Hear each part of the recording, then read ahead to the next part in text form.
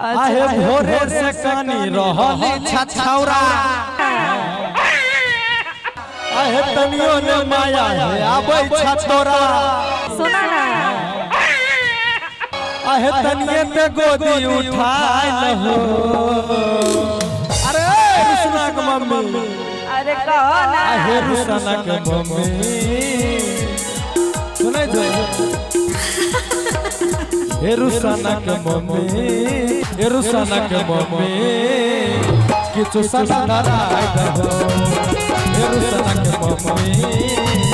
किछु सनाराय दहो भोरे से कानी रहली छछौरा तनको ने माया हे आबै छछौरा भोरे से कानी रहली छछौरा तनको ने माया हे आबै छछौरा तन्ने पे गोदी उठाई लहो उठाई लहो हम का करी तने उठाई ला उसा ठीक है तो भैया चल के हम का करी काने छै त काने तो कुछ नहीं करबा ई कोनो बात भले बौआ काने दरे जाई मेकअप करे मांगल में चोटलाली करे मेकअप को छोड़ छोड़ बाल बच्चा के चक्कर में जन्मल हो त जान खलैया हमरा ऐसे में मतलब छे सोता जी ये सोता आहे तनिए ते गोदी उठा लो जिया हमरा ने तनी अभी बौए उठा ला आहे रुसना के मम्मी हे रुसना के मम्मी किछु सनाराय दहो हे रुसना के मम्मी किछु सनाराय दहो अरे धारा दहो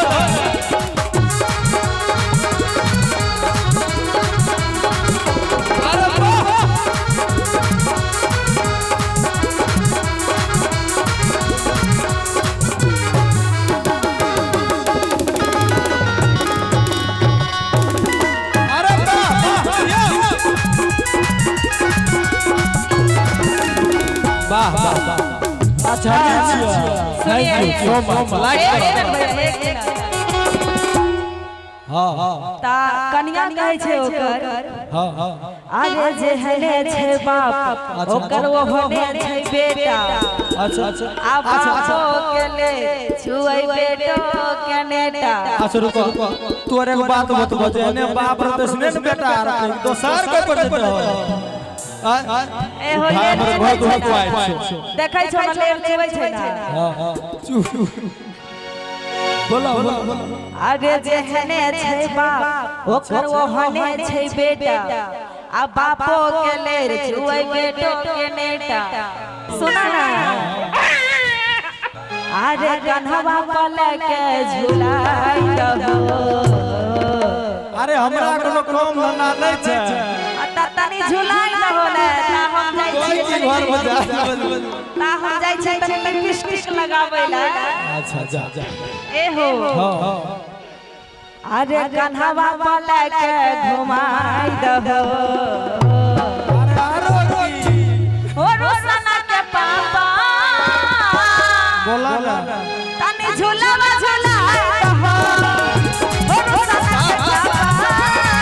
तनी झुलावा झुलाई दहो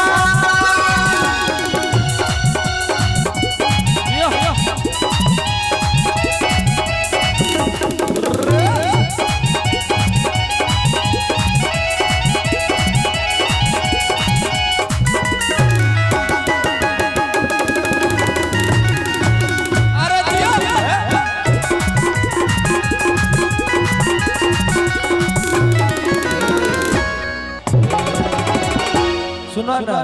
की आहे जैसन तोय जीती छहो अच्छा ओइसन तोय कठोर रहे एकर बार तो की बढ़िया छहो आ कानत मोर सुगा के सुखी गेलै ठोर रहे हम का करी तोरा रे लखा दे छा भुलाई दहो ना जैसन तोय जीती छहो ओइसन तोय कठोर रहे कानत मोर सुगा के सुखी गेलै ठोर रहे आहे परवा मन के घुमा दहो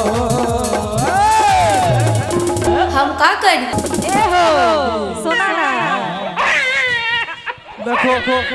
रोसना के पापा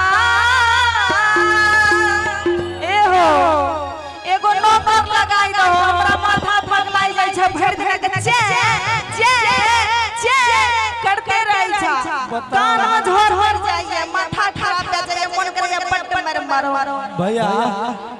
ओए बौआ के तखन से कौन छुपा के रखने रहो अभी बजे हां और कहे छे हो रोसना के पापा